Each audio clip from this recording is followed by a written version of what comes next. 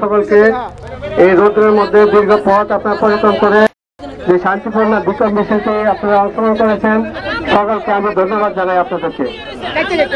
এটা আমরা প্রমাণ করতে সক্ষম হয়েছি যে আমরা শান্তিপ্রিয় মানুষ এবং শান্তিপূর্ণ ভাবেই আমরা করি, এবং যারা ভাঙচুর করে তাদেরকে আমাদের মাঝে ঠাঁই নেই। এবং আগামী দিনেও আপনারা যারা অংশগ্রহণ করবেন খেয়াল রাখবেন, করার কোনো কর্মকাণ্ড যদি আমাদের ভিতর থেকে হয় ধরে নিতে হবে যে সেটা কোনো এজেন্টের কাজ করছে বা কোনো শত্রুর কাজ করেছে। অতএব কখনো আমরা ভাঙচুরে বিশ্বাস করি না, আজকে সেটা আমরা প্রমাণ রেখেছি।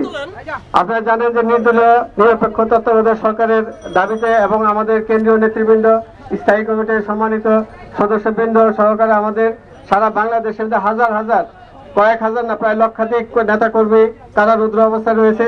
আমরা তাদের আশু মুক্তি কামনা করছি এবং সংবিধান সমুন্নত রাখার স্বার্থে, গণতন্ত্রকে সমুন্নত রাখার স্বার্থে 14-18 দলীয় ঐক্য জোটের পক্ষে আমাদের মাননীয় দেশনেত্রী বেগম খালেদা জিয়া যে কর্মসূচি ঘোষণা করেছেন আজকে বিক্ষোভ মিছিল আমরা সম্পন্ন করেছি, এবং আগামী দিনেও যে সমস্ত কর্মসূচি আসবে তাতে আমরা সকলেই স্বতঃস্ফূর্তভাবে ঐক্যবদ্ধভাবে আমরা অংশগ্রহণ করব।